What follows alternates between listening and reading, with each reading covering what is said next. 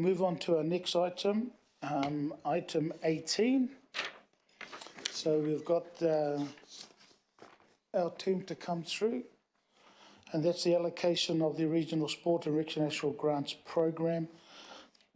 I will move to put it on the table unless somebody else wants to move this, and I'm going to seek a seconder. Yep, Councillor Fletcher will second. So it's put on the table for discussion. Tēnā kōrua, and I think, Dave, are you leading, or would that be Geraldine? Kia ora, thank you, Mr. Chairman. I'm sitting here with Geraldine Wilson, who's our Sport and Recreation Investment Advisor, who has done a lot of the heavy lifting on this great piece of work. However, I'll be presenting it for you today.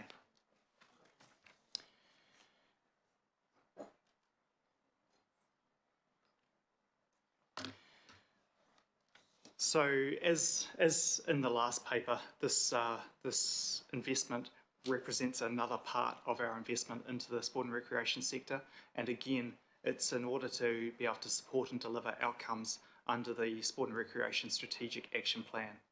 So this particular investment program supports regional programming. So this is where we support direct delivery, I guess, of different programs to be able to reach our communities. So the outcomes that this particular program is seeking to achieve are around affordable and accessible opportunities for participation in informal sport and recreation, diverse communities enjoying healthy and active lifestyles, Māori participation in sport and recreation being increased, and participants being able to enjoy a wide range of physical activities and enable increased equity of access for our different communities to different programs and opportunities. So just a little bit of background. So this fund has $508,000 available per annum, and in the past we've sort of had various levels of application come through. So the last couple of years we had 995 going up to 1.5 million, just under. This year we had $1.2 million worth of investment being sought from 22 organisations, 22 applications, I should say. We're recommending 11 today. So a little bit about the process that we've gone through in order to be able to make some recommendations for you today. So we assessed eligibility under the community grants policy, so made sure that the organisations were aligning to, I guess, the purpose by which we make grants to our community, and also looked at them around against those outcome areas through an assessment panel and a outcome measurement tool that we developed a few years back to be able to provide greater levels of accountability and link through from the activity right through to the outcome areas that we're trying to achieve here.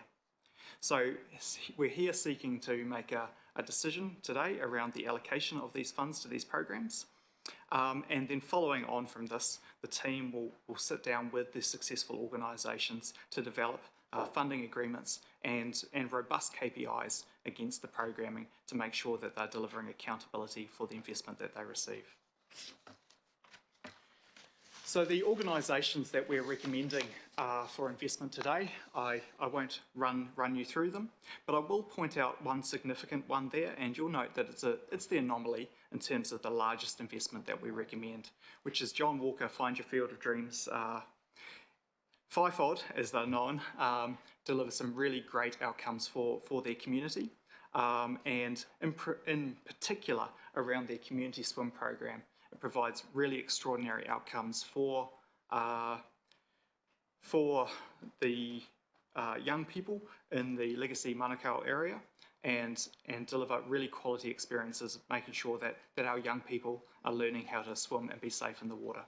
So that's a program, and you'll note that we're recommending investment for 3 years here. It's the only line that we're recommending 3-year investment for, and that's because the significant track record that this organisation has with us, the significant contribution they've made to outcomes, and the fact that as we've spoken about in the previous item, that 3-year investment allows for organisations to be able to, I guess, leverage that, have that for ongoing planning, and work with other funders to be able to hold that up as core investment from council and be able to seek other support from other funding organisations to be able to support their ongoing mahi.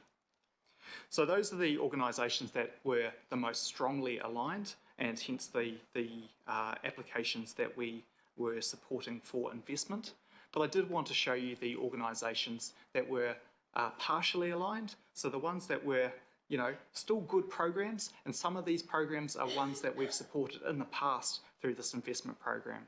So it's not to say that these aren't still great initiatives, but again, with a limited pool of investment of $508,000, sometimes those difficult decisions need to be made. So these are the organisations that were still eligible, but unfortunately this time we've had to, in terms of our recommendations, make some tough calls about how much we should invest. So happy to take any questions from you now. Kira. Tēnā koe, Dave and Geraldine, anything from you? So, apologies, I'll go to Councillor Cooper and then Newman. Thank you, Dave. Just around the fivefold, one is you've got Throw for Gold South and West, and I know there was a sort of a bit of Throw for Gold in the West, but I haven't heard anything going on lately. So have you got any way of checking that Throw for Gold is actually happening in the West? Because I was a partial funder of that and I not heard a wink out of it. So I just want to make sure that's real. And then I've got another question. Because I know the coach has since passed away a few years ago. Kia ora, and through the chair, I've just had a really quick chat with Geraldine. She understands that it happens at Trust Stadium, that program, but we can certainly go away and check. It'd be good to know the numbers, because if it's just a little, it's not much, it's really can't be said as regional. And the other one is just around with the GARP swimming, like 40,000 for the whole rest of the region and quite a lot for South, even though we've got high Māori and Pacific and high deprivations in Henderson, Massey, as we know. How are we meeting the swimming lesson need in those areas, people who can't afford, like for example, in other areas they can take their kids to swimming lessons? Kia ora, through the chair. So yeah, you're right. The Greater Auckland Aquatic Action Plan, commonly known as GAP, also provides a really good service in terms of being able to provide that water skills for life experience for our young people and make sure that we're helping our young people learn to be safe in the water. In terms of the scale of investment, yeah, it is smaller than the recommended investment for FIFOD. That program leverages a significant amount of external investment that helps support that program. So the total cost of it is more circa $800,000, and we're supporting. We're recommending supporting 40,000 into that. So yes, it's a small piece of a very big puzzle. I guess see this as a contribution to be able to support what we see as a really meritorious program. But again, this is where some of those trade-offs sometimes need to be made. I guess I just want to support, it's not a question, but then I won't speak. What Councillor Dalton was saying about regional, some of these are a little bit not quite regional for me, but just... Yeah, sweet. So Councillor Newman. Good afternoon. Yes, on this, the active GAP funding, this is what it says on their website. Active coordinates water skills for life funding for low decile schools 1 to 6 in Kura and years 3 to 6 students in partnership with our community funding deliverers, CLM Community Sport, that's South Harbour Sport, Sport Auckland and Sport Waitakere. Interestingly, the support that used to be for FIFOD was around about 220,000. Now it's down to 180,000. I assume that the 40,000 has gone into active. The overheads for FIFOD are still lower. Has there been any discussion with FIFOD about extending the service contract so they go wider than the areas that they're currently delivering to, because I'm really unclear as to whether the active program actually is necessarily better value for money than the FIFOD program would be if it was delivered over a wider catchment. That's the first question. Tēnā koe, and thanks for the question through you, Mr. Chairman. So there have been a number of conversations through the years about what the best way of delivering water skills for life outcomes across the region are. At the moment, there's an agreement that FIFOD will operate within the area that they cover, and the GAP program will cover the remainder of the region. As Agreement to whether between who? Sorry, agreement between who? there's been an agreement between FIFOD and Active as the organisation that has oversight of the GAP program.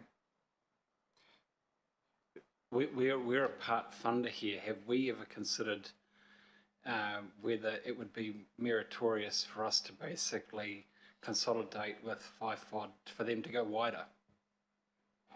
I note that because we've got a 3-year funding program for FIFOD and a 1-year funding program for GAP. Presumably we do make that distinction because we see a real benefit in FIFOD's program.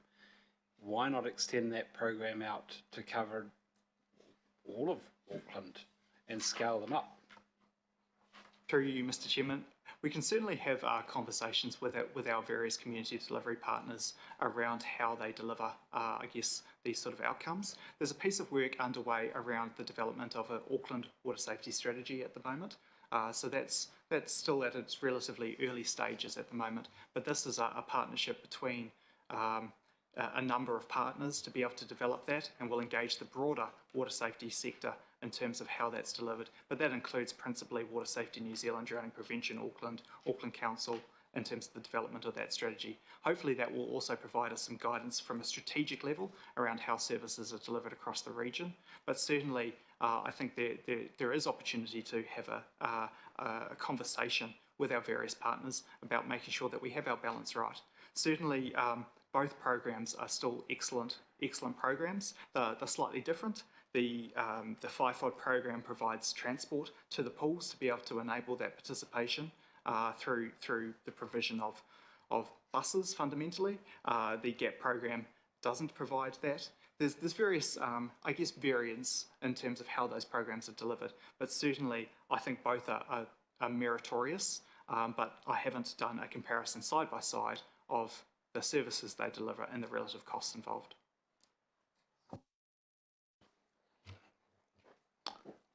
Councillor Walker, and then Councillor Henderson maybe, and Councillor Watson.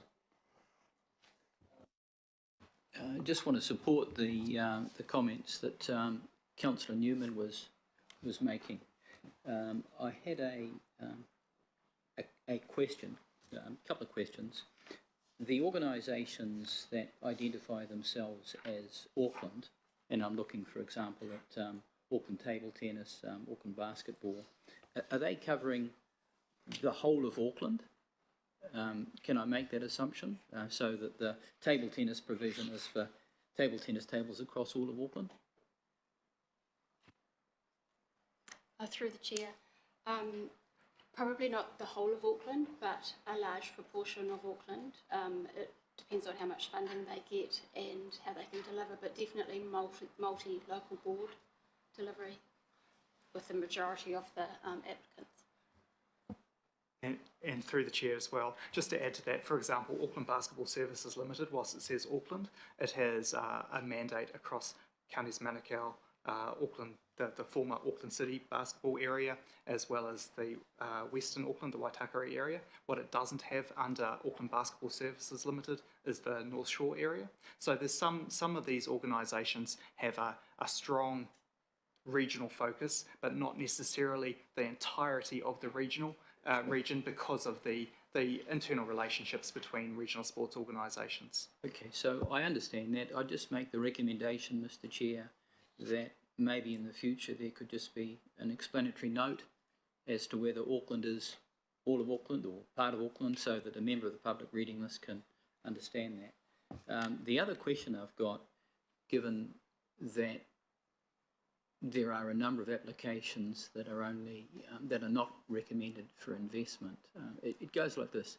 I'm making the assumption that a number of these other applications have got real merit, but the issue is lack of funds on our part.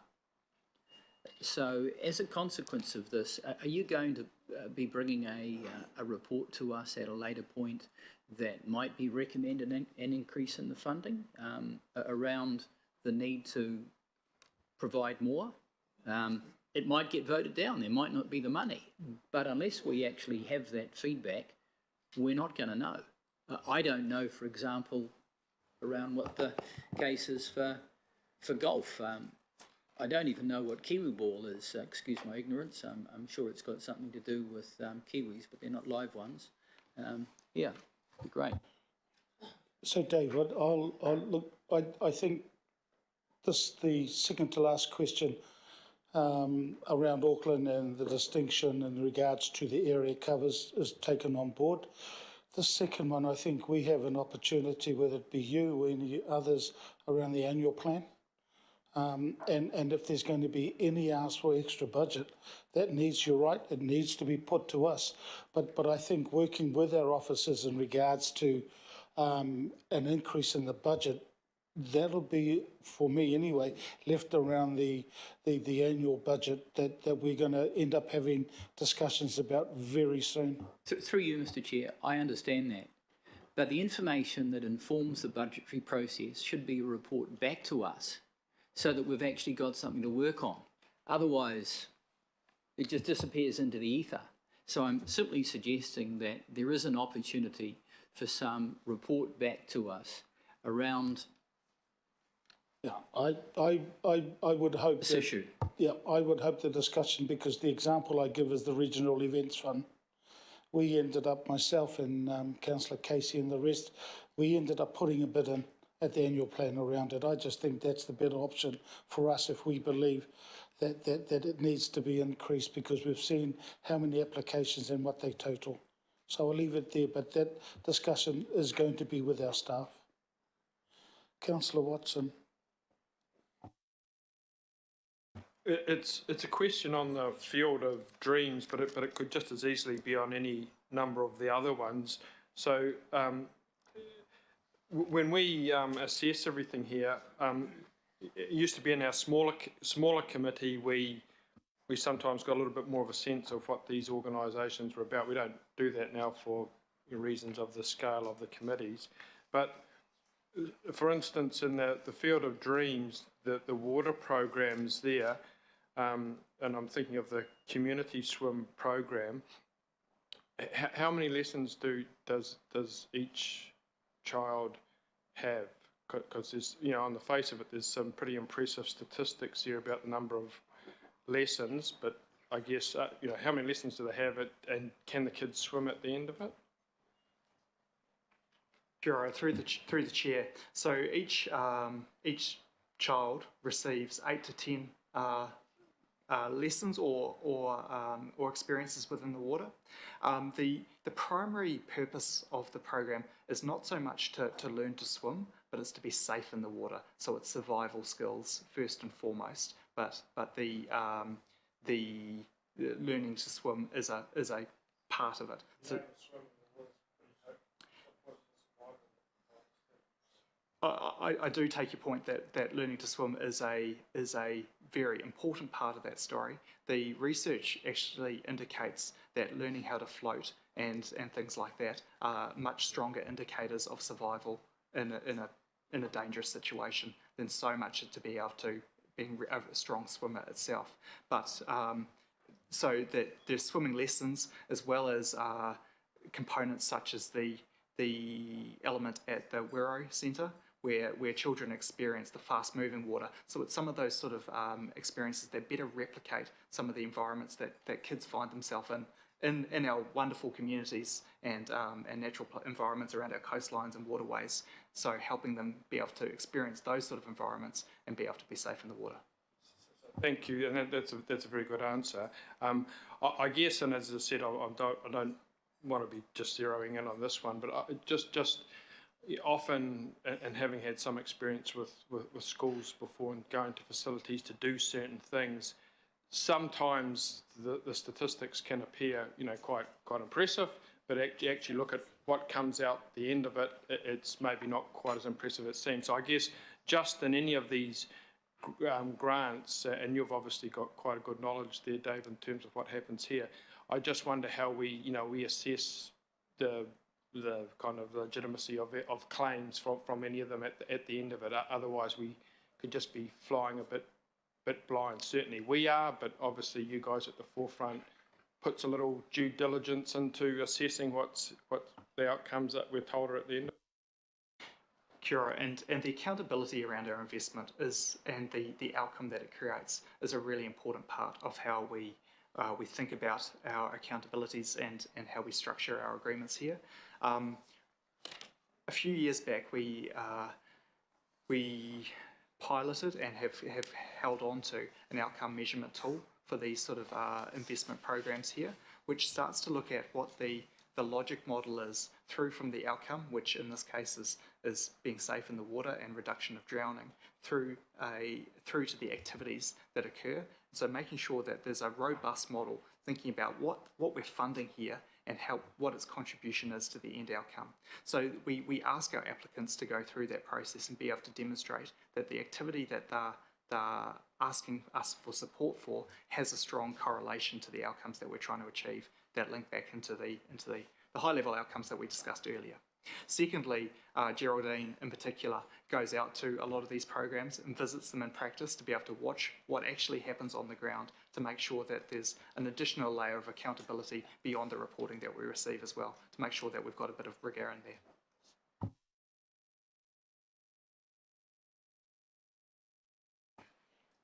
Yeah, thanks for that, John, because when Dave mentioned survival, I remember when I was 8 up north, and the only way I survived was my uncle thought the best way to make me swim was to throw me in the sea, and I nearly drowned. So survival is very, very good thing. I'm a floater. So Councillor Henderson to float on. Thanks, Chair. Councillor Henderson. Hey, look, this might be going to a level of detail, but I'll ask my question. Thank you, I won't be floating. Bikes in Schools project. So do they have a relationship with Auckland Transport? It seems that Auckland Transport do a lot of programs that are fairly well funded, and we're putting in something fairly tiny into this situation. Tell me more.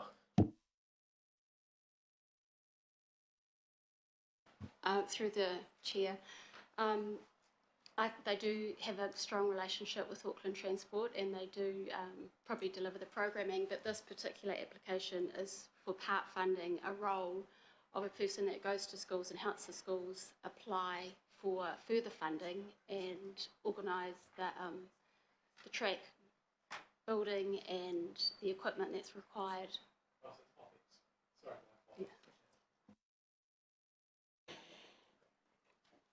Part-time again, yeah. It is around this because we're basically funding a fundraiser, is that right? For the school, because I think I know this has been going on in our community. It's been an interesting process and not that great, but if it's the same person, but I'm just not sure. So that's why basically the person's just a fundraiser, right? They just write applications for funding, which you'd think schools have anyway. But do you know a bit more about it? Kia ora, and through the chair. So yes, this particular funding here is tagged to salary, which is one of the things that the guidelines around this particular fund is that it covers staff costs, which a number of these do. So yes, that is an important part of the role that they have, in particular around, I guess, our higher deprivation communities, making sure that they're, I guess, being able to receive some of their funding to be able to deliver the Bikes in Schools program. Kia ora. There's no apartheid further. So, Councillor Newman, I think you're the only one at this stage, and unless anybody else, please, we can get you down. So, Councillor Newman's okay. Any other comments? Thank you, tēnā kōrua. Geraldine, I don't envy your job as the investment advisor. But look, thank you so much. So look, if there's no further comments, yeah, no, it's been moved and seconded, so I'll put the recommendation. All those in favour? Aye. Against? Aye. Carried.